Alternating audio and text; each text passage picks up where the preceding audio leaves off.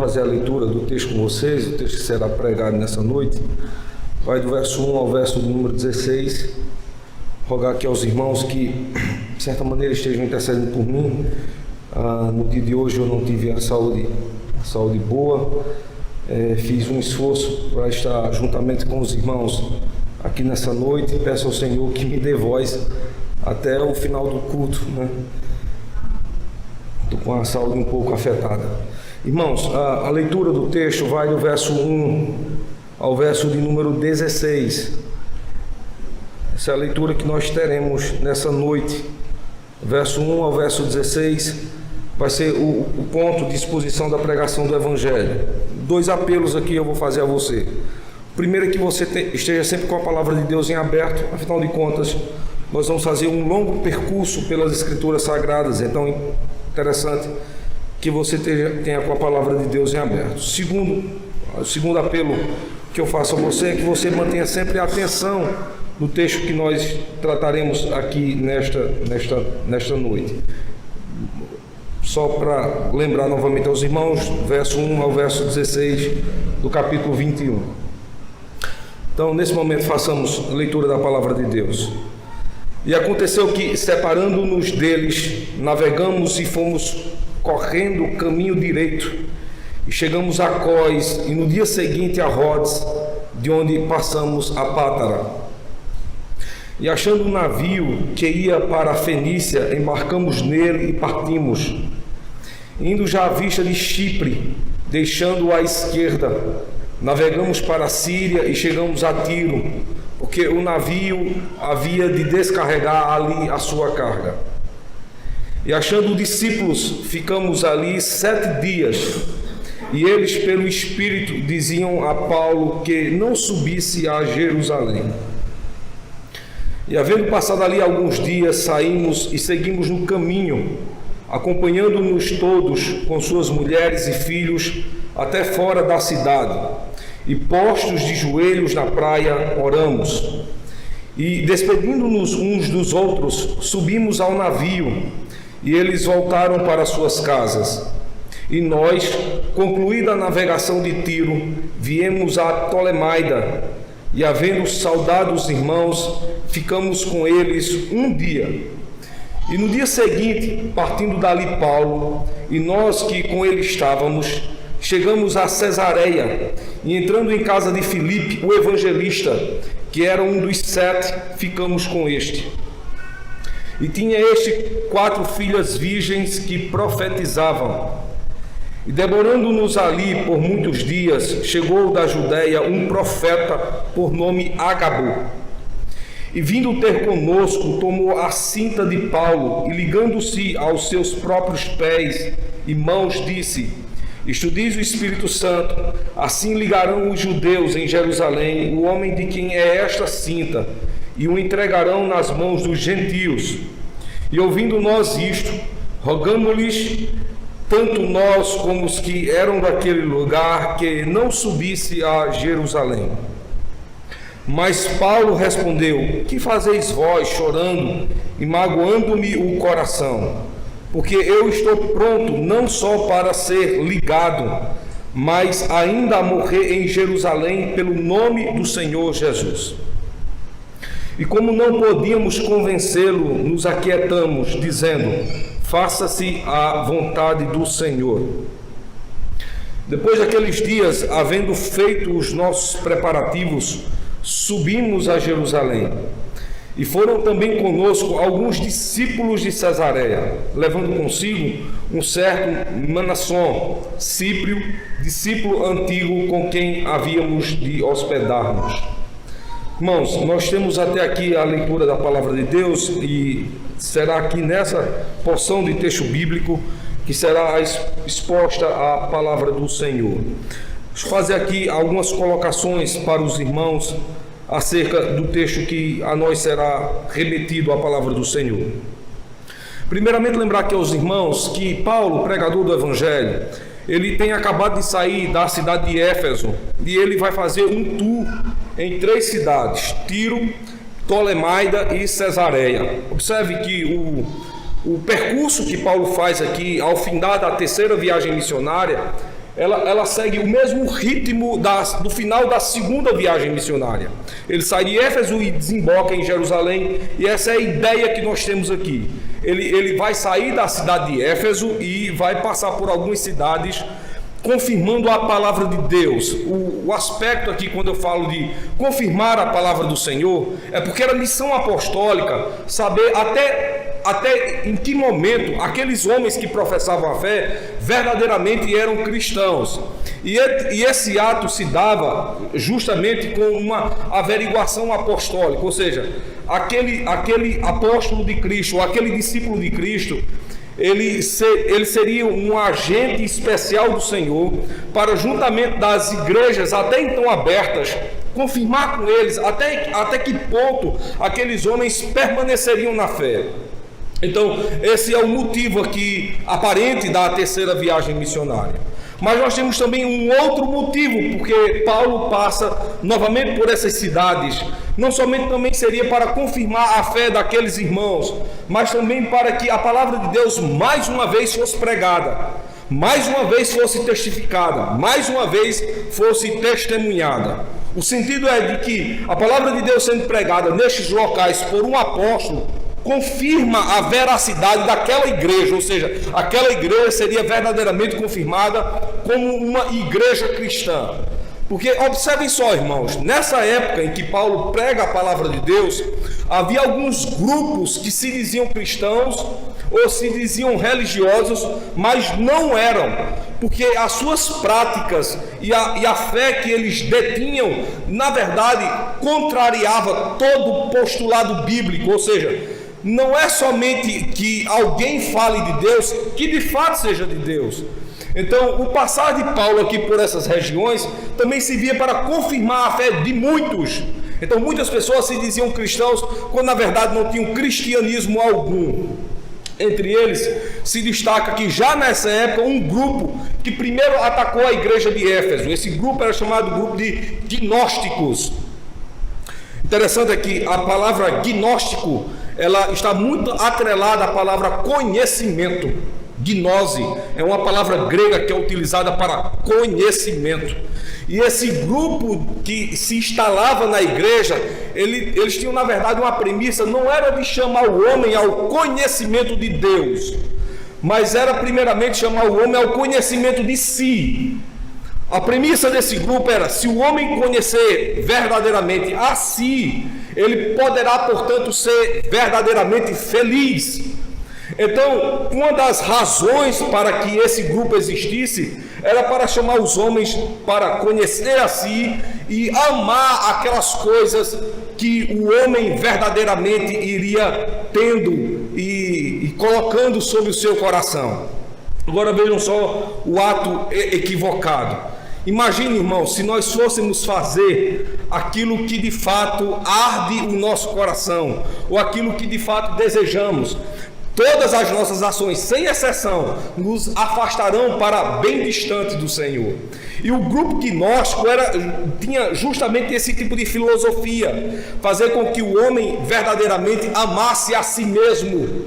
E a partir do momento em que esse homem amasse a si mesmo, ele iria praticar coisas do qual agradava-lhe, portanto, o seu coração.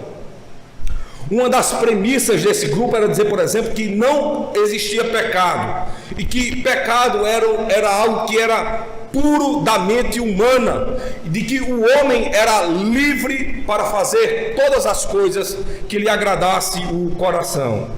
Você já imaginou? Se você que se chama como cristão pudesse habitar nessa vida para fazer as coisas que lhe agrada o coração? Deixa eu lhe falar algo. Todo o Antigo Testamento e também o Novo Testamento nos dizem para que nós possamos correr dos sentimentos do coração. Porque na maioria das vezes o sentimento do nosso coração, ele nos leva para bem distante do Senhor, quando na verdade aponta para aquilo que nos distancia de Deus, para a prática do pecado. Então Paulo vai passar por essas regiões para justamente combater esse grupo.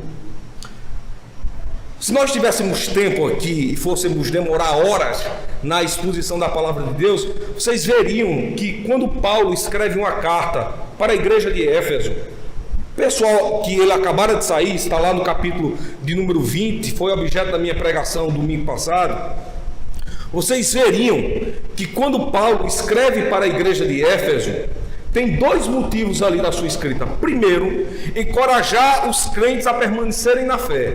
Segundo, para fazer com que os líderes da igreja, os presbíteros da igreja de Cristo, pudessem estar cada vez mais solidificados na verdade, para combater esses homens ímpios, infiéis, que estavam ali nascendo, brotando do meio da igreja do Senhor.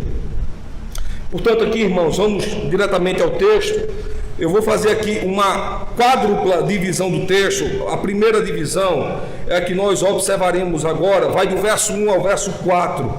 Diz assim a palavra de Deus: E acontecendo que, separando-nos deles, ou seja, dos irmãos de Éfeso, navegamos e fomos correndo caminho direto e chegamos a Cós. E no dia seguinte a Rodes. Rodes é uma cidade praiana, onde tem um grande porto de Rodes, de onde passamos a Pátara. E achando um navio que ia para a Fenícia, embarcamos nele e partimos. Indo já à vista de Chipre, deixamos à esquerda, navegamos para a Síria e chegamos a Tiro. É o primeiro local onde Paulo, portanto, faz a sua estadia. Porque o navio havia de descarregar ali a sua carga. E achando discípulos, ficamos ali 7 dias. E eles, pelo Espírito, diziam a Paulo que não subisse a Jerusalém. Então, veja só, a primeira parte do texto. Paulo vai se dirigir, então, à cidade de Tiro. E ele ali vai achar uns discípulos, é o que diz o verso de número 4. E esses, por profecia, interessante aqui, a palavra profecia é que há um ato aqui que grava esse fato. É que os discípulos que estão lá em Tiro, de certa maneira, advertem a Paulo para não descerem a Jerusalém. É como se eles estivessem dizendo assim: Paulo, não vá a Jerusalém, porque já há um mandato de prisão para você naquele local. Ou seja, se você descer para Jerusalém, você corre risco, porque muitos daqueles que lhe ouviram pregando a palavra de Deus, por ocasião do Pentecostes, a festa das colheitas, agora estão enraivecidos de você. Então você não desça para lá. Há um segundo apelo, é que Paulo pudesse demorar na cidade de Tiro. O motivo aqui pode ser duplo. Primeiro, é que aqueles homens que apelam a Paulo querem de fato aprender acerca da doutrina do Senhor. Então nada melhor do que um apóstolo que lhes ensine a palavra de Deus, que lhes coloque no coração todo o evangelho da graça. Ora, irmãos, não é de uma outra maneira que nós conhecemos a Deus a não ser essa. Existem atos piedosos que fazem com que os cristãos se aproximem de Deus: a oração, o cantar louvores, o jejum, as práticas diárias devocionais verdadeiramente nos aproximam de Deus. Mas nada melhor do que a palavra de Deus para nos dar conhecimento de quem seja Deus. De quem seja Deus. Então há um apelo aqui. Paulo demora conosco, porque nós queremos aqui, de certa maneira, ouvirmos a palavra de Deus e sermos, portanto, instruídos e edificados na verdade. Há uma motivação por trás disso. Muitos falsos pregadores haviam se levantado contra a igreja de Cristo. E a tendência do falso pregador é fazer com que os crentes verdadeiramente se apartem de Deus. Esses falsos pregadores, aqui dentro desse próprio texto, eles são chamados de homens maus. Observem aí o capítulo 20 do livro de Atos dos Apóstolos e o verso de número 29. Vejam só: porque eu sei isto, que depois da minha partida, saída da cidade de Éfeso, entrarão no meio de vós. Primeira descrição que ele dá desses homens: lobos cruéis. E ele explica aqui no texto o que é que significaria lobos cruéis. Primeiro, lobos cruéis que não pouparão ao rebanho. Segundo, e que dentre vós mesmos se levantarão homens que falarão coisas perversas. Se você ligar esse texto aqui a Romanos capítulo 1, onde lá é apresentado o homem perverso, que é aquele que naturalmente aparta os crentes da verdade, troca a verdade em mentira e lhes encobre o conhecimento do Senhor, nós temos aqui o motivo porque esses homens de Tiro apelam a Paulo a não descer a Jerusalém, mas permaneceu devagar por mais tempo ali com eles. Na verdade, eles querem se apropriar da palavra de Deus para que possam, portanto, enfrentar os homens maus e cruéis. Qual a primeira aplicação que nós faríamos à Igreja de Cristo?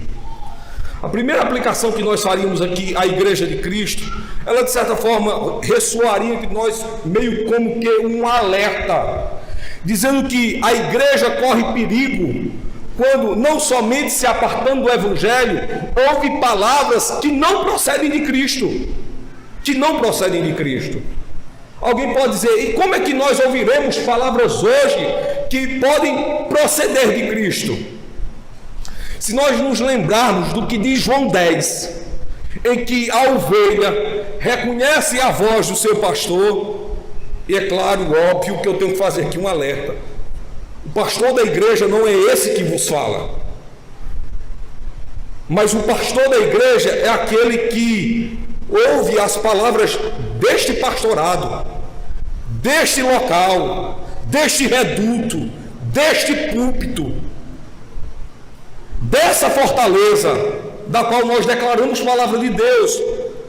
Então qualquer palavra que não se embase nas Escrituras Sagradas não procede de Cristo, e isso pode ser uma ruína para a casa do Senhor e para os crentes que mantêm a fé no Senhor. Ora, irmãos, assim como o nosso ser às vezes se alimenta de alimentos impróprios e nós padecemos, se a nossa alma não ouvir a palavra do nosso Senhor, do nosso sumo pastor, do nosso Cristo, e ouvir outra palavra daquele que não é pastor, que se coloca entre o rebanho, trazendo um ensinamento que não procede de Deus, a nossa alma também perecerá. E aqui duas pastorais eu quero dizer para você, é que crentes se alimentam da palavra de Cristo, e dominicalmente Cristo se encontra com o seu rebanho. Nós temos um encontro dominical com Cristo, quando nós vamos à igreja do Senhor, esperançosos de ouvir a palavra de Deus, que nos mantém vivos para tempos tão difíceis como esses nossos. Não é de outra sorte que ao chegar do dia do Senhor, o salmista diria com bastante ênfase: alegrei-me quando me disseram, vamos à casa do Senhor. Duas razões para ele dizer isso: primeiro, porque ele iria sacrificar a Deus; segundo, porque ele veria a Deus. Por que nós vemos a igreja? Ora, irmãos, nós não vemos a igreja apenas para adorar ao Senhor, sacrificar a Deus, cantar-lhe louvores, trazer os nossos dízimos, as nossas ofertas, orarmos a Deus. Isso é importante demais, é precioso, demais importante, é precioso. Mas existe um segundo motivo porque eu venho para a igreja: porque eu vou ver a Deus. Alguém de nós poderia dizer assim: pastor, eu gostaria, portanto, agora que o Senhor me revelasse a Deus. Ora, Deus é revelado a nós todas as vezes quando nos reunimos e a sua palavra é falada entre nós. A sua palavra é falada entre nós. De outra sorte, não veríamos aquilo que diz Hebreus capítulo 2, quando diz assim, lembram?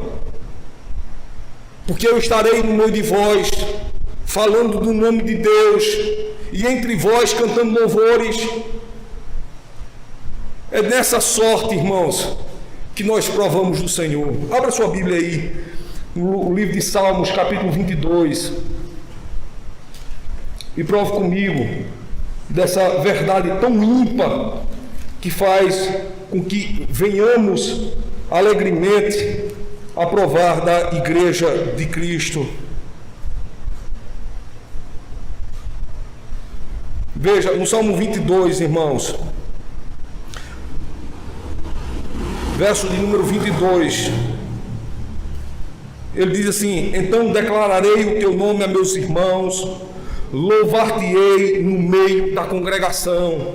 Veja, os nossos olhos podem ver a Deus, não esses olhos carnais que nós temos, os nossos olhos espirituais que provam do Senhor e ouvem a sua palavra, de que nós somos libertos. Se aqui no livro de Atos dos Apóstolos nos é dito que nós somos libertos das mãos daqueles que se colocam como falsos líderes, como falsos pastores, o Salmo vai chamar estes de aqueles que se levantam contra a igreja de Cristo, contra o povo de Deus, como que tendo força de leão. Observe só, verso 20 e 21 do Salmo 22.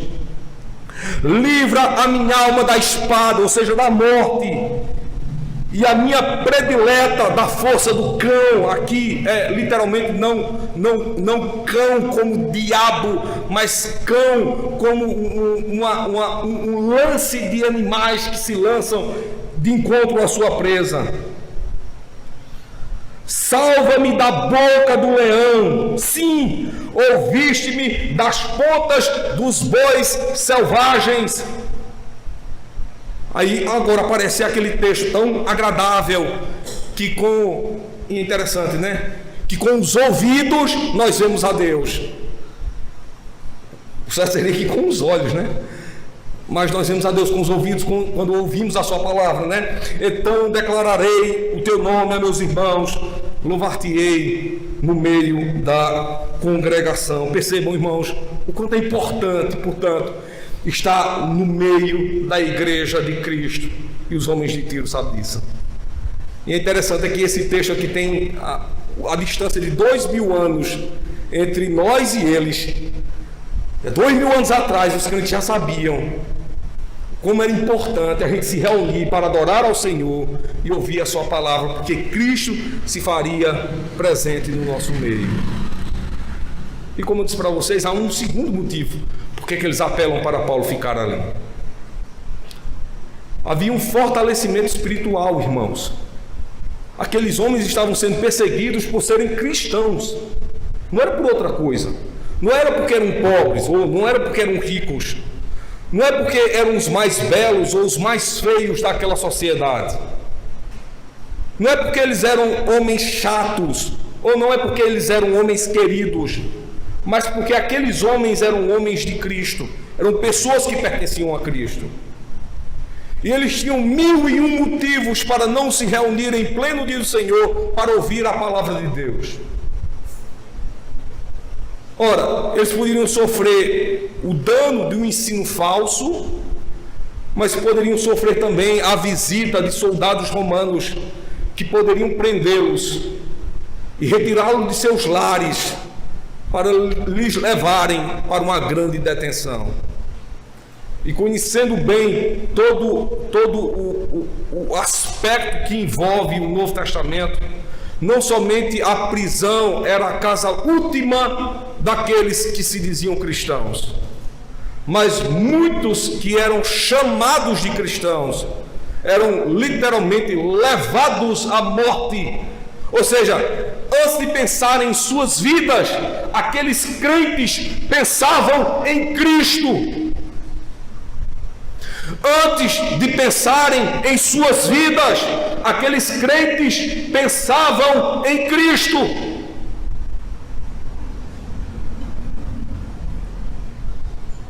E deixa eu me dizer, talvez até quem me escute aqui pela internet possa ser que ache essa palavra grave que eu vou dizer, mas nós vivemos num tempo muito fresco,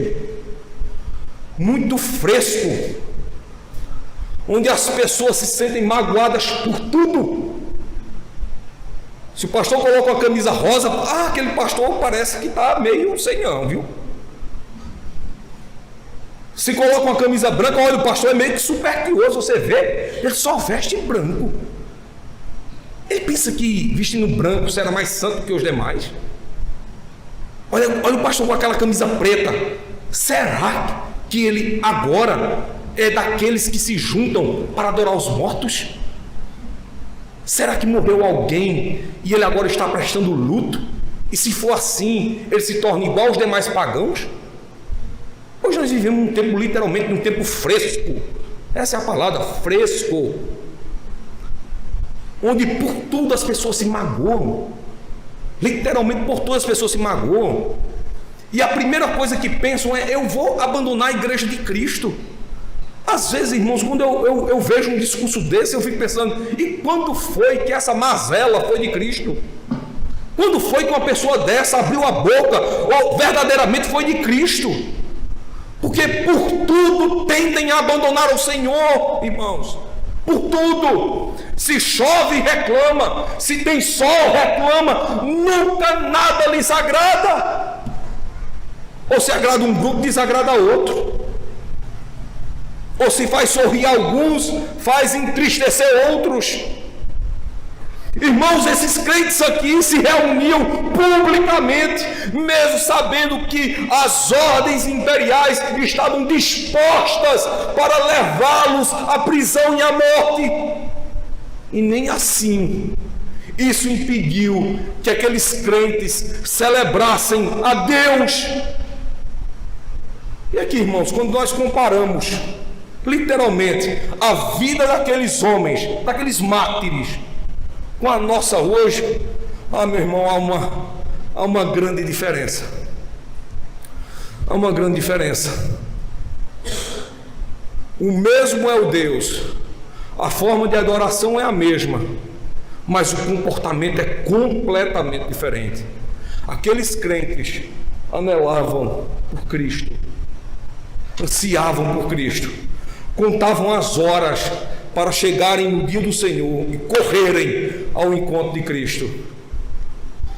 Às vezes eu fico imaginando que muitas pessoas, não todas, mas muitas pessoas, até pensam e ardem em seus corações o momento em que o dia do Senhor rapidamente passará, para que já chegue a segunda-feira, o segundo dia da semana, e ele tem à sua disposição todo aquele tempo para fazer todas as coisas que lhe apraz, todas as coisas que lhe agrada. Como bom seria se nós vibrássemos pela chegada redentora e maravilhosa do dia do Senhor, irmãos. Assim como esses crentes anelavam. Segundo ponto da mensagem, aqui em Atos capítulo de número 21, observe só a partir do verso de número 5, o que nos conta a palavra de Deus. Havendo passado ali aqueles dias, saímos e seguimos nosso caminho, acompanhando-nos todos. Aí ele coloca aqui quem são os todos, né? Com suas mulheres e filhos até fora da cidade, e postos de joelhos na praia oramos. E despedindo-nos uns dos outros, subimos ao navio, e eles voltaram para suas casas.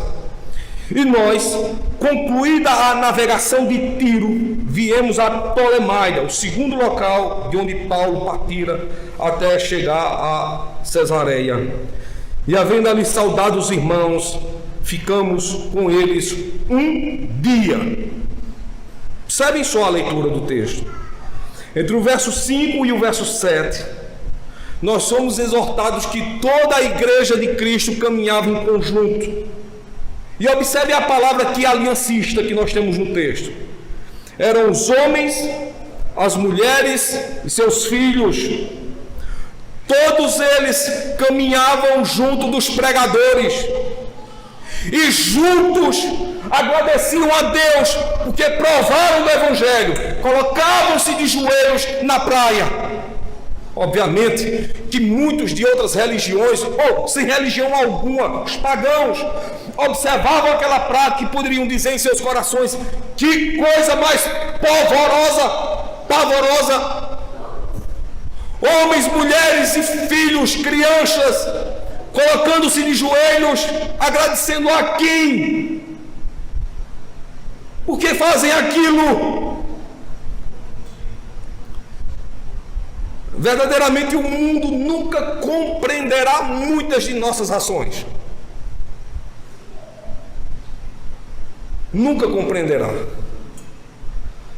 Afinal de contas, tudo que o mundo faz em trevas. E qualquer respingo de nossas ações em luz, literalmente os ofusca.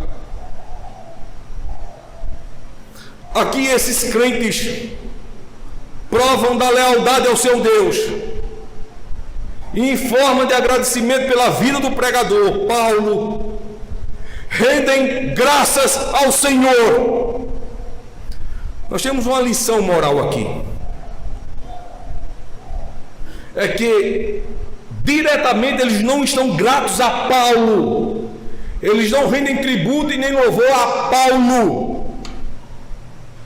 Mas por ser Deus fiel e alimentá-los com a palavra do Senhor, eles atribuem glória a Deus. Glória a Deus por isso. Segundo, eles revelam um cuidado que tem para com um pregador fiel. Nesse caso aqui, Paulo, apóstolo, missionário, apóstolo aos gentios. Eles reconhecem diante de Deus a preciosidade da vida de Paulo. Como é que nós cuidamos dos nossos pastores? Será que você cuida bem do seu pastor quando você chega para ele e dá um presente, uma camisa, uma calça, ou uma oferta? Não existe cuidado melhor para o pregador da palavra de Deus do que colocá-lo diante de Deus. E isso nós fazemos com as nossas preces e orações. Aprendamos com o irmão do Senhor Tiago, que disse que a oração do justo pode muito em seus efeitos. Quando rogamos a Cristo que intercede por nós.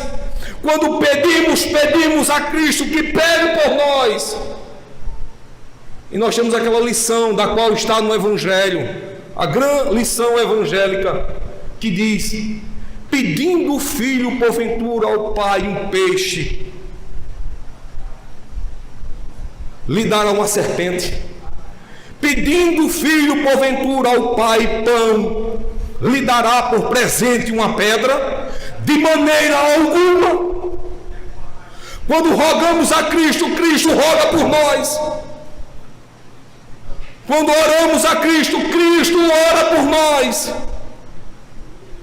Você já viu na Escritura Sagrada algum pedido de Cristo sendo rejeitado?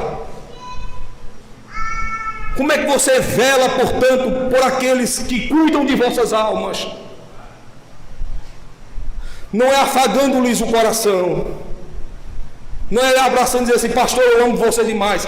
Se você me fizer isso, eu vou gostar. Se você me vier com palavras lisonjas, eu vou gostar, vou amar.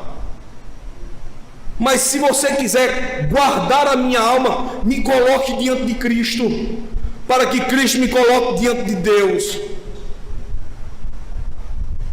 Esse é o melhor cuidado que a igreja do Senhor tem para com a sua liderança. Afinal de contas, irmãos, nós vivemos em tempos difíceis, onde homens desprovidos da verdade, amantes do erro, se infiltram na igreja do Senhor, não lhes ensinando o verdadeiro evangelho, mas conformando a igreja ao pecado, não fazendo com que a igreja ganhe a imagem de Cristo, mas que a igreja tenha a imagem de Adão.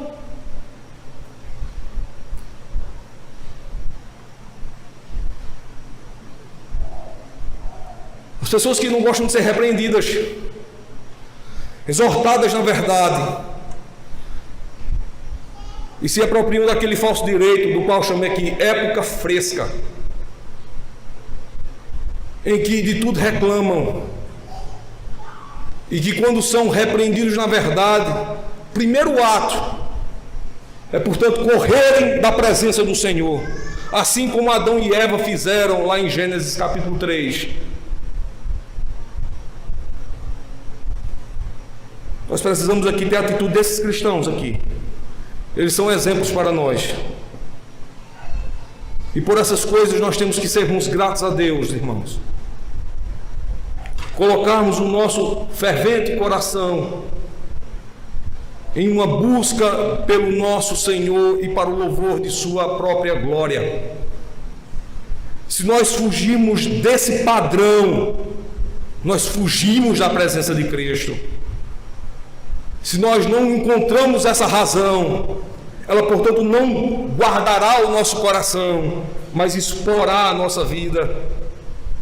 E olhe, imagine você, se sua vida fosse colocada em público, desnuda, o que você sentiria?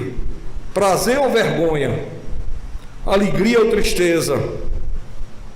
Teria louvor ou entraria em pranto? Imagine você. É por isso que nós temos que velar a Deus, rogar ao Senhor, que nos dê pastores fiéis, liderança fiel, que nos coloque em alegria diante do nosso Senhor. É o segundo ato do texto, e isso nos leva verdadeiramente a uma reflexão. Terceiro ato, irmãos, verso 8 em diante, diz assim: e no dia seguinte, partindo dali Paulo, e nós com que ele estávamos, chegamos a Cesareia, e entrando em casa de Filipe, o evangelista, que era um dos 7, ficamos com ele. Antes de partir aqui, essa expressão aqui, um dos 7, é aqueles que aparecem lá em Atos dos Apóstolos, capítulo 6, um dos 7 diáconos. Filipe é aquele que aqui é chamado de evangelista, porque ele tinha como que uma missão, pregar o evangelho de Deus àqueles que não conheciam. Lembre do que acontece lá em Atos capítulo 8, quando ele anuncia a palavra de Deus, aquele homem lá, o chamado eunuco etíope, aquele servo da rainha de Candace. Então esse Filipe é esse homem aqui que está sendo relatado aqui no texto, no verso de número 8. Descrição de quem era Filipe, diz assim: este tinha 4 filhas virgens que profetizavam. A palavra que pode ser traduzida aqui por profetizava é ministravam. A descrição do texto aqui é um pouco interessante. Primeiro diz que essas meninas são virgens. Não faz sentido falar essa frase se essas moças aqui fossem moças jovens, porque uma moça jovem geralmente era virgem. Então só faz sentido se aqui essas moças, pela idade, já pudessem ter sido contadas como senhoras. Agora deixa eu trazer um espanto aqui para vocês. É que aqui alguém que já é contada como senhora é alguém que já tem mais de 13 anos. Pelo motivo, quando você se depara com a lei do Senhor, você tem ali alguns pontos regulatórios. Primeiro, 7 dias depois de nascido, o homem passa pela circuncisão. A menina não passa porque enquanto na casa de seu pai, a circuncisão está sobre seu pai. Quando ela casa, a circuncisão vai para o seu marido. Dos 5 anos em diante, era uma prática dos judeus levarem as crianças ao conhecimento da palavra de Deus, para que entre 12 e 13 anos eles pudessem celebrar um ato chamado de Bar Mitzvah. Bar significa filho, mitzvah, mandamento. É isso que você lê lá em Lucas, quando Maria e José vão ao templo para fazer com que Jesus se encontre com quem? Com os doutores da lei. O que ele está fazendo ali? Seu bar mitzvah, filho do mandamento. Qual é a descrição que Lucas dá ali? Que ele tinha quantos anos? 12 anos. 12 anos. Então era justamente nessa idade de transição, 12 e 13 anos, que o rapaz tinha o direito de contrair casamento, porque ele já passava a ser adulto.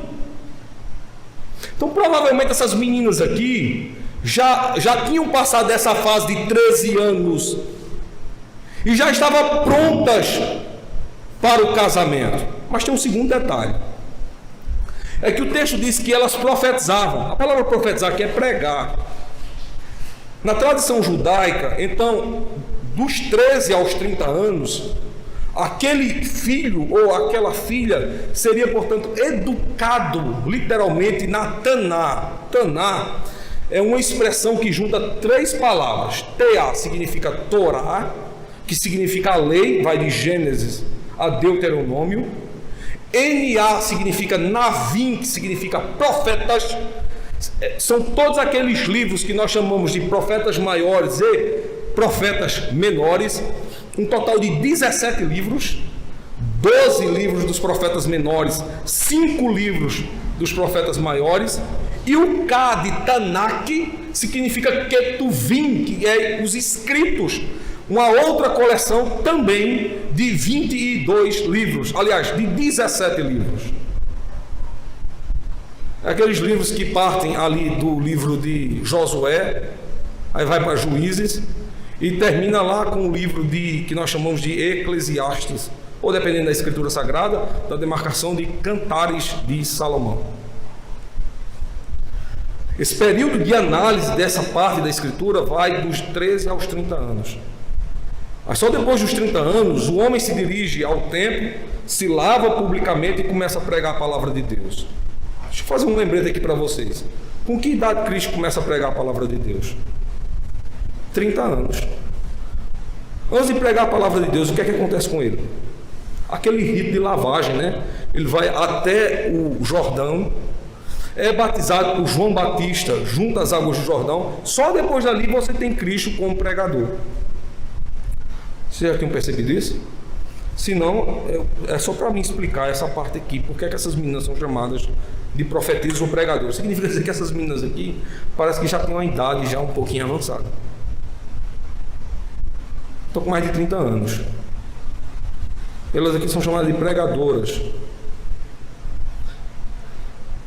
O sentido não é que seja uma pregadora cultica, alguém que está lá no culto e anuncia a palavra de Deus, porque esse dom só foi dado aos homens. Existe um outro dom para as mulheres, que é o dom da maternidade. Futuramente eu vou falar sobre isso. Enquanto que os homens têm a responsabilidade do ensino, da pregação da palavra de Deus, essas meninas aqui são chamadas para o casamento e para a maternidade. Mas eu insisto, por que elas aqui são chamadas de pregadoras? Há uma terceira razão aqui porque elas são chamadas de pregadoras. A ideia que se tem aqui é que, juntamente com o Pai, elas ensinam nas ruas a palavra de Deus. Porque a descrição de Filipe, observe só no verso 8, ele é chamado aqui de evangelista. É alguém que, pelas ruas, ou por onde quer que passe, tem a missão de ensinar a palavra do Senhor. Então essas meninas aqui parece que seguem o mesmo ofício do pai. Era muito comum o filho seguir o mesmo ofício do seu pai. Então, se, por exemplo, José era carpinteiro, então você vai ver que Jesus tinha uma profissão, ele era também carpinteiro. Aqui essas meninas então ensinam como seu pai ensina. O evangelista não é aquele que prega no culto, mas é aquele que prega na rua. E essas meninas justamente fazem isso. Elas pregam a palavra de Deus nas ruas. Então essa é a razão aqui do verso 9 de chamá-las de pregadoras. O texto do verso 10 diz assim: e demorando nós ali por muitos dias, chegou da Judeia um pregador, um profeta, por nome Agabo. Vindo ter conosco, tomou a cinta de Paulo e, ligando-se aos seus próprios pés e mãos, disse: isto diz o Espírito Santo, assim ligarão os judeus em Jerusalém, homem de quem é esta cinta, e o entregarão na mão dos gentios. Então ele está dizendo aqui que não somente judeus, mas até mesmo o próprio Paulo seria entregue. E ouvindo nós isto, rogamos-lhes, tanto nós como os que eram daquele lugar, que, segundo apelo, né, não subisse a Jerusalém. O primeiro apelo está aí no verso número 4, o segundo apelo aqui se revela no verso de número 12. Então eles dizem: Paulo, não suba, né, não vá a Jerusalém. O subir aqui é Jerusalém, que Jerusalém fica na parte alta. Cesareia é na parte baixa, Jerusalém aqui na parte alta. Que lições nós tomamos aqui do texto? Primeiramente, irmãos, eu gostaria de destacar aqui, a partir do verso 8, essas lições que nós encontramos na palavra de Deus. Lembrar aqui para nós, como irmãos, que faz sentido nós sermos chamados de cristãos a partir do momento em que nós agimos como esses homens agem. Observem aqui, a palavra que é usada aqui como profeta é pregador do Espírito. Ou seja, um cristão, ele naturalmente ele prega a palavra do Espírito. No entanto, ele não precisa de um púlpito para ser um pregador. Certa vez eu ouvi um colega que dizia o seguinte: alguém só é verdadeiramente um pregador se ele tiver um bom púlpito, se ele tiver uma boa oratória e se ele tiver um bom microfone. Ele precisa de um bom púlpito para apoiar a palavra, ele precisa de uma boa oratória para convencer os ouvintes, e ele precisa de um bom microfone para que ele possa ser escutado por todos. Bons cristãos não precisam de bons púlpitos, nem de bons microfones e nem de uma boa oratória. Bons cristãos só precisam de uma boca. E eu não sei se você tem esse elemento aí no seu rosto, mas bons cristãos só precisam deste equipamento, deste acessório, para que, em semelhança das filhas de Filipe, ele aos seus vizinhos, amigos, distantes e pessoas que estão ao seu redor, possa lhes anunciar a palavra do Senhor. Bons cristãos só precisam de boca. Bons cristãos só precisam falar de Deus. E aqui vale salientar que às vezes nós perdemos muito tempo falando de muitas outras coisas, mas não falamos e nem divagamos acerca do Senhor. Bons cristãos precisam falar do bom Deus. Segunda coisa, irmãos, bons cristãos precisam ser dependentes do Espírito Santo. Observem pela chegada de Ágabo, tudo que ele fala na dependência do Espírito. Ele não fala a partir de si, ou do que ele pensa, ou daquilo que ele acha, mas tudo ele fala submisso à vontade do Espírito Santo. Portanto, Deus não se torna conhecido pela razão lógica. Não, irmãos. Deus se torna conhecido por sua própria razão. Ele ilumina o coração do homem e ele nos habilita a pregarmos a sua palavra. Nós fazemos o nosso papel, pregamos o Evangelho, mas a conversão de pecadores não depende de nós, depende de uma razoável aplicação do Espírito Santo, da sua palavra no coração do homem. Doutrinariamente nós chamamos isso de iluminação. O homem está morto em seus delitos e pecados. A sua prática é andar bem distante de Deus. Aquilo que ele ama é aquilo que lhe satisfaz o seu coração. Ele peca e sente prazer no pecado, mas ele ouve a palavra de Deus.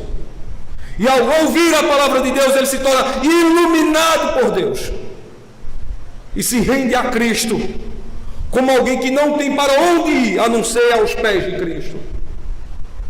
Ágabo, quando fala a Paulo sobre o não descer a Jerusalém e as coisas que aconteceriam tanto a judeus como a ele fala, portanto, lastreado nas obras do Espírito Santo.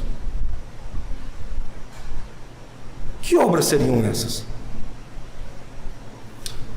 Que obras seriam essas? Na palavra de Deus nós temos duas grandes obras do Espírito Santo. Duas. A primeira obra do Espírito Santo é nos dar todo esse texto que nós temos em mãos.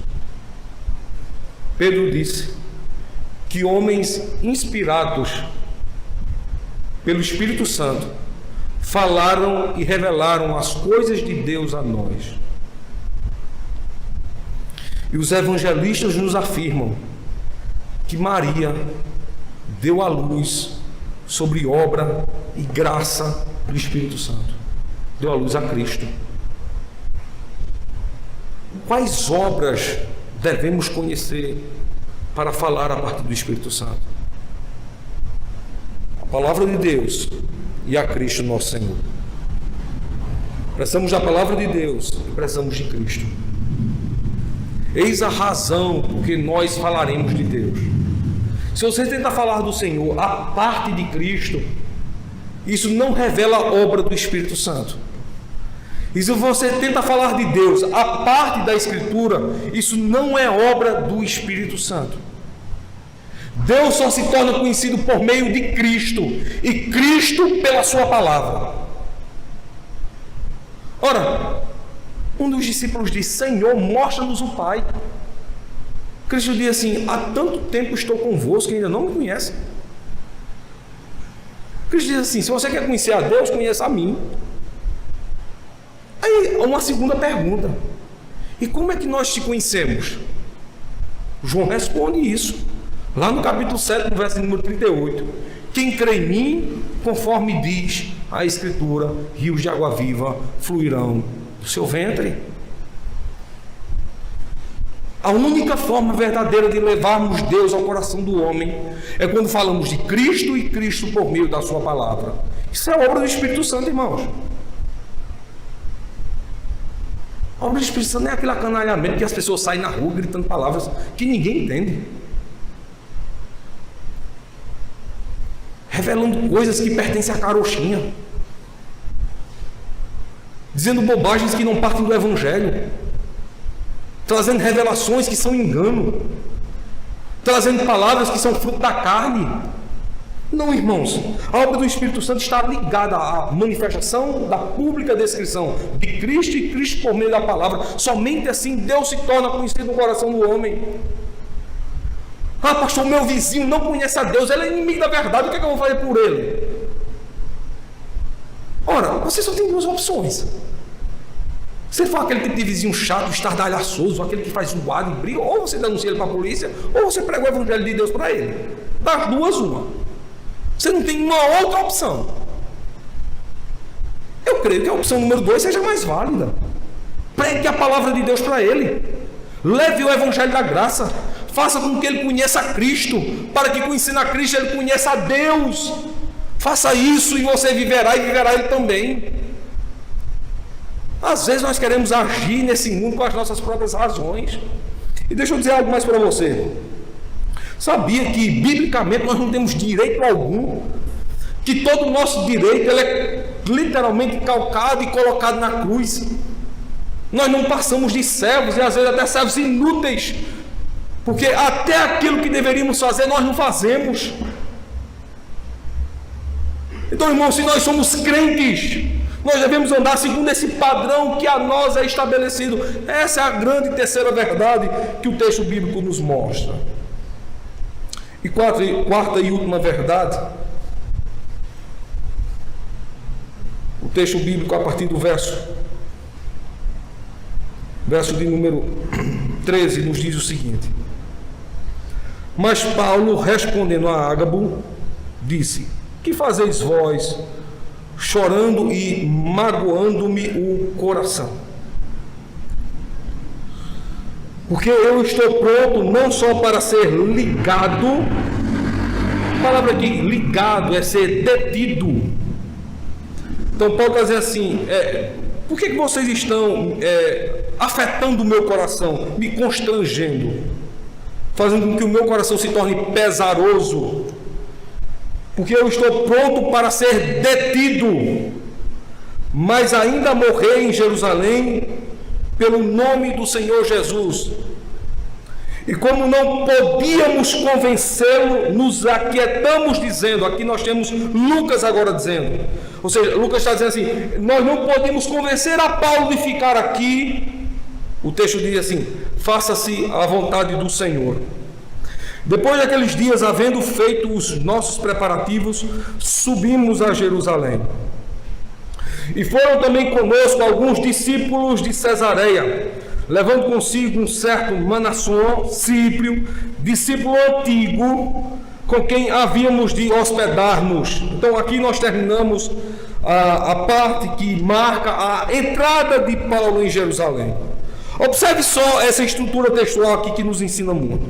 Primeiro, Paulo diz assim, por que vocês estão querendo me convencer, fazendo com que meu coração se torne afetado e pesaroso? Eu estou pronto para morrer pelo Senhor Jesus Cristo. Veja, aqui nós temos um cristão no auge da sua maturidade cristã. Aqui nós não estamos falando de um aventureiro, que alguém chegaria para ele e dizia assim, olha Paulo, se tu descer para Jerusalém, rapaz, tu vai ser preso. O aventureiro diria: é mesmo, é. Quer dizer que se eu for para Jerusalém, eu vou ser preso, vocês tudo solto, eu vou ficar aqui com vocês. Vou nada. Quem eu?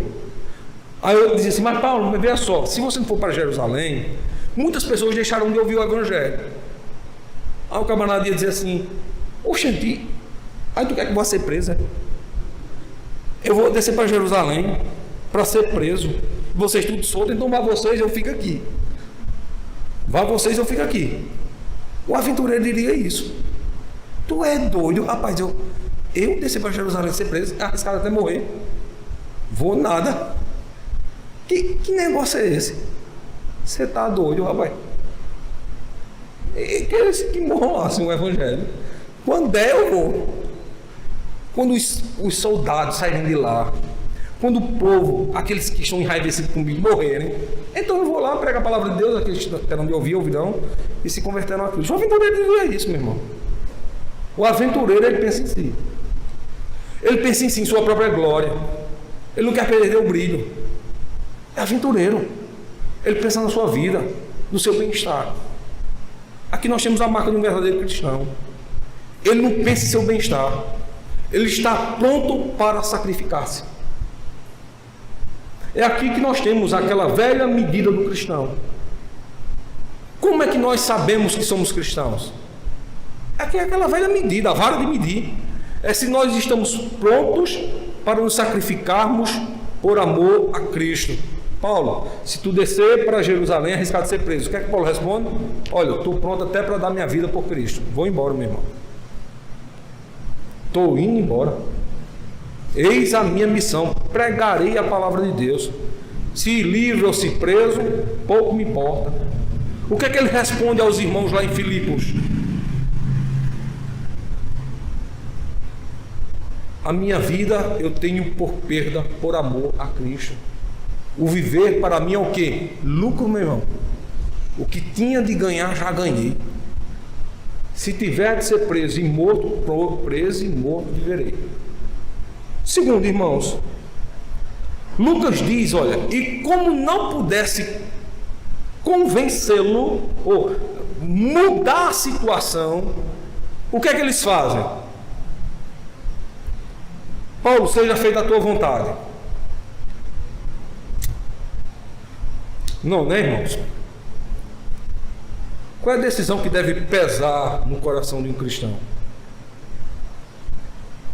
Senhor, faça-se a tua vontade. É aquele velho molde que nós dizemos assim: um verdadeiro cristão não é aquele que bate no peito e diz assim: quem manda na minha vida sou eu. Eu faço o que quero, e o que não quero, quando posso, faço. O verdadeiro cristão, ele não se arroga para si, mas ele coloca para todos a quem pertence. Ele olha para o seu Senhor na eminência da gravidade da morte e da prisão e diz assim: Senhor, faça-se a tua vontade. A medição de um crente: ele se sacrifica por amor a Cristo, e ele roga e ele clama: Senhor, faça-se a tua vontade. O que é que os falsos mestres dos nossos dias nos dizem hoje? Senhor, eu declaro, eu ordeno. Miserável pregador, com que autoridade você diz isso? Declaro, ordeno. É como se colocasse Deus num canto de parede e dissesse assim: se o Senhor não me der, já sabe. Já sabe o que, amigo? Já sabe o que? Os falsos mestres, os gnósticos dessa época, como não temiam, porque não conheciam a Deus, tentavam ao seu Senhor imaginando crerem que por dominarem o nome de uma divindade, ou por possuírem o nome de uma divindade, mantinham controle sobre ela. Não foi por outra causa, de uma atitude pagã. Jacó, quando contendia com o Senhor, lembra do que Jacó dizia? Jacó lutando com o anjo do Senhor: dá-me o teu nome, me diz o teu nome. Por que Jacó queria aquilo ali? Já nos tempos antigos, conhecer o nome de uma divindade era manter domínio sobre ela. Os gnósticos se apropriam dessa tendência religiosa e acreditavam: se nós conhecermos alguma divindade e tivermos o seu nome, nós o dominaremos. Aqui Lucas mostra claramente que essa tendência não tinha nada a ver com a igreja de Cristo. E literalmente, ao reclamarem para Paulo acerca de sua vida, assim: Senhor, não faça a vontade de Paulo e nem a nossa, faça-se a tua vontade. É a tua vontade que deve ser realizada. Essa é a oração final de um crente. Quando orar ao Senhor, se submeta à vontade dEle. Se coloque subjugado à vontade de Deus. Mas às vezes nós pensamos que mandamos em Deus. Aí quando vamos nos dirigir ao Senhor em oração, geralmente chegamos na presença de Deus, nem sequer lembramos que somos pecadores, que devemos pedir perdão pelos nossos pecados, e já começa pedindo: Senhor, dá-me isso, dá-me aquilo, dá-me isso, dá-me aquilo, como se literalmente estivesse falando com um parecer seu, com um moleque de favor que dissesse assim: olha, faça isso, faça aquilo outro, se não fizer, apanha. Estou vendo a hora Deus responder para um crente desse assim: sim, senhor, eu vou ter que fazer mesmo, porque se eu não fizer, eu vou levar uma surra e uma castração sua. Os discípulos aqui colocam verdadeiramente qual é o padrão da vida cristã, irmãos. Paulo se submete à vontade de Deus, está pronto para se sacrificar, e a sua petição final é: seja feita a tua vontade, Senhor. Eis a lição para toda a igreja de Cristo. Nós devemos estar aptos a nos sacrificarmos por amor a Deus. Segundo, devemos estar agora qualificados a vivermos segundo a vontade do Senhor, não a nossa, mas a dele. Por fim, nós temos aqui os versos de número 14, 15 e 16 que dizem, aliás, 15 e 16 que dizem: e depois daqueles dias, havendo feito os nossos preparativos, subimos. Veja, eles sobem juntamente com Paulo e vão ali a Jerusalém, e foram também conosco alguns discípulos de Cesareia, levando consigo um certo Manassó, Cíprio, discípulo antigo, provavelmente aquele que havia se convertido por volta de 30 anos antes, quando lá naquela pregação de Pedro, no dia de Pentecostes. Então provavelmente esse homem ouviu a pregação do Evangelho, era um daqueles que disse assim: o que é que nós devemos fazer agora para que possamos participar da salvação e da aliança do Senhor? E que ouviram a pregação de Pedro, que dizia o seguinte: olha, crê no Senhor Jesus Cristo e também receba, portanto, o batismo e o Espírito Santo, que é uma promessa do Senhor, não somente para você, mas também para toda a sua casa. Provavelmente esse Manassó é, portanto, uma descrição de um daqueles homens que se convertem ao Senhor, como quem havíamos de hospedar-nos. Então o texto bíblico termina literalmente os discípulos seguindo a sua missão e indo de encontro à vontade do Senhor, indo ali para que Deus, portanto, pudesse fazer glorificado em suas vidas. A partir do verso 17 até o verso número 35, 36, desculpa, até o verso 36, nós temos, portanto, a chegada desses homens a Jerusalém, e ali onde você vai ver que Paulo, perante todos os judeus, fará meio que como uma defesa, pelo qual ele agora é um cristão e tinha abandonado o judaísmo, como Deus lhe havia convertido à verdade. A resolução final, você encontra aqui, junto do capítulo 22, é que muitos homens e mulheres serão levados ao Senhor por causa do testemunho daqueles homens que prontamente estavam aptos a viverem para a glória de Deus. Finalizamos aqui a passagem, lhe conclamando, portanto, a você que me ouviu nessa noite, a que você possa, portanto, viver para a glória de Deus. Nós temos dois alertas. O primeiro para os crentes é que se amoldem à vontade de Deus. Esse é o único estilo de vida que Deus espera de todos nós. Em outras palavras, você não tem opção para ir a um outro local se não for andar pelas sendas, pelos trilhos do caminho do Senhor. Meu desejo é que no seu coração, coração de crente, é que dominicalmente lhe arde o desejo de alegrei-me quando me disseram vamos à casa do Senhor. E você vem à casa de Deus esperançoso de ouvir a Deus, de ver a Cristo com seus ouvidos, para que você possa, portanto, experimentar dessa graça e desse dom tão precioso que é a palavra de salvação. Mas para você que não conhece o Senhor ainda, para que você que não faz parte da igreja de Cristo, eu lhe faço também uma solene advertência. Nenhuma vida tem, portanto, prazer nem valor, como os gnósticos pregavam, se ela não for uma vida pautada na vontade de Deus.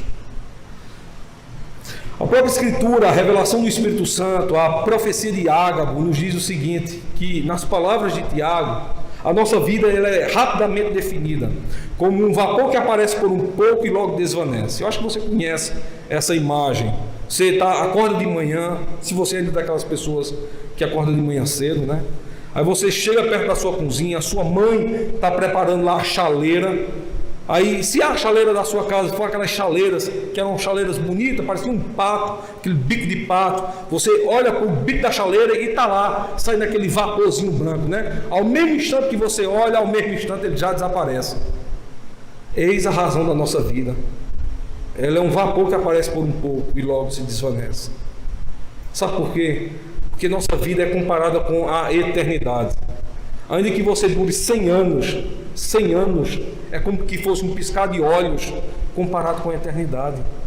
E se você não vive uma vida que se dedica e se sacrifica para a glória do Rei, portanto, a sua vida não vale a pena ser vivida.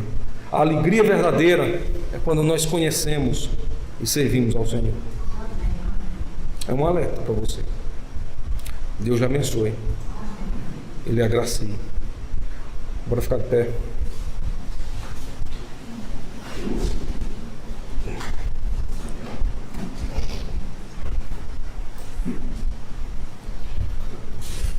Vamos fazer uma oração de gratidão ao Senhor. Vamos receber bênção divina.